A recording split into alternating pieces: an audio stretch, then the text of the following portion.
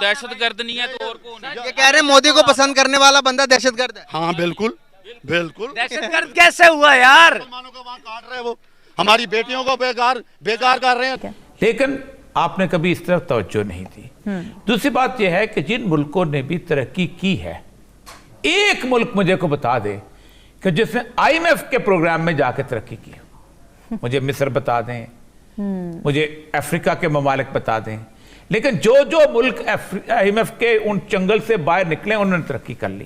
योगी जी आपके ही जैसे आपने बोला कि ख़ानदान कह लें, उसी एक ही ख़ानदान में से हैं, तो उनके बारे में पाकिस्तान में या हमें मीडिया में ये बताया जाता है, मुसलमानों को तो बड़ा गिन गिन के मीडिया में ये बताया जाता है, चुन चुन के गिन गिन के मारते हैं। एक पॉलिटिशियन को लटका दिया गया, अतीक अहमद की अगर बात करें उनके ही दौर में, क्या कहेंगे आप? ठीक है, अतीक अहमद एक गैंगस्टर था, उसको मारा। गैंगस्टर था? हाँ, ये तो आप इंडिया वाले जी गैंगस्टर था।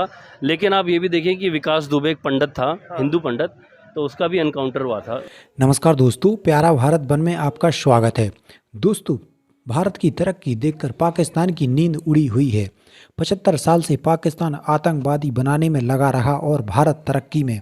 आज इसी का नतीजा है कि पाकिस्तान द्वारा पाले गए आतंकी पाकिस्तान को ही निशाना बना रहे हैं। दोस्तों, अब पाकिस्तान की मीडिया ही पाकिस्तान को जलील कर रही है कि भीख की दम पर पाकिस्तान कभी भी तरक्की नहीं कर सकता। तो चलिए दोस्तों, पाक वीडियो शुरू कर। तो और कौन है? ये कह रहे हैं मोदी को पसंद करने वाला बंदा दहशतगर्द है। हाँ बिल्कुल बिल्कुल। दहशतगर्द कैसे हुआ यार? मुसलमानों को वहाँ काट रहे हैं, वो हमारी बेटियों को बेकार बेकार कर रहे हैं। जितने लोग पर हमारे यहाँ गालियों पे आ रही है, आप कैसे निकाल सकते हो मोदी को गाली? वो इसी बात पे टॉपिक हो रहा है ना, इसी बात पे टॉपिक हो रहा है। कि हम अक्सर कहते नहीं हम आज़ाद हुए थे, जबकि हम आज़ाद तो नहीं हुए थे, हमें तो क्रिएट किया गया था। तो आपके ख्याल से 76 ईयर्स पाकिस्तान ने क्या अचीव किया, या पाकिस्तान जिन्होंने बनाया उन्होंने क्या अचीव किया, और हम इस बात से बाहर क्यों नहीं निकल पाए कि हिंदुस्तान हमारा दुश्मन है? बहुत अच्छा सवाल है, बड़ा कॉम्प्रिहेंसिव है। देखिए, जिस बुनियाद पे मुल्क को तोड़ा गया था वो तो यही था ना कि हिंदुओं और मुसलमानों के लिए एक मुल्क में रहना जो है वो मुमकिन नहीं है, क्योंकि सिविल वॉर हो जाएगी और बहुत खून खराबा होगा और ये है और वो है। तो इसलिए इस्लाम को और मुसलमानों को बचाने के लिए उनको एक अलग मुल्क चाहिए। ये आर्गुमेंट जो थी कभी कामयाब ना होती अगर सेकंड वर्ल्ड वॉर शुरू ना होती और इंडियन नेशनल कांग्रेस फैसला ना करती कि वो अंग्रेज़ों का साथ नहीं देंगे। जब उन्होंने साथ ना देने का फैसला किया तो उन्हें ज़रूरत थी हिंदुस्तान में अपना काबू रखने के लिए, तो वो फिर जिन्ना साहब ने अपनी सर्विसेज ऑफ़र की और कहा कि हम आपकी मदद करते हैं, जंग के बाद हमें राइट ऑफ सेल्फ डिटर्मिनेशन दिया जाए। अंग्रेज़ों ने उसका कोई पूरा कमिटमेंट नहीं दी, लेकिन लॉर्ड लिनलिथ को जो वाइसरॉय थे उन्होंने कहा कि भाई फिर आप कोई कॉन्क्रीट चीज़ मांगे ना, क्या आप चाहते हैं। उसके बाद ये 23 अगस्त वाला 23 मार्च 1940 का लाहौर रेजोल्यूशन आया। उससे पहले जिन्ना साहब ने टू नेशन थियरी जो दोनों हिंदुओं की तरफ से और मुसलमानों की तरफ से इस पे बात होती, उसको ऑफिशियल डिमांड बना लिया ना मुस्लिम लीग का। तो मैं कहता हूँ that is the foundational speech on which Pakistan came into being. तो जिन्ना साहब की जो सर्विसेज हैं पाकिस्तान बनाने में, वो किसी और ने वो सर्विसेज नहीं दी जो जिन्ना साहब की स्पीच ने, और उसके बाद 7 साल उन्होंने इसी को दोहराया और आर्गुमेंट्स थे। चलो पाकिस्तान गया बन, मान लिया मुसलमानों को एक मुल्क चाहिए था, बन गया। उसमें माइनॉरिटीज़ भी थी।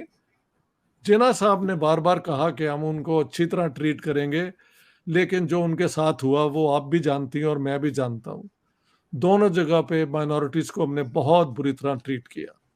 जिन्ना साहब की ज़िंदगी के अंदर ही जो 21% हिंदू सिख वेस्ट पाकिस्तान में होने चाहिए थे वो सब भाग गए, क्योंकि उन पर इतने हमले हुए कि उनको जान बचाने के लिए इंडिया में पनाह लेनी पड़ी।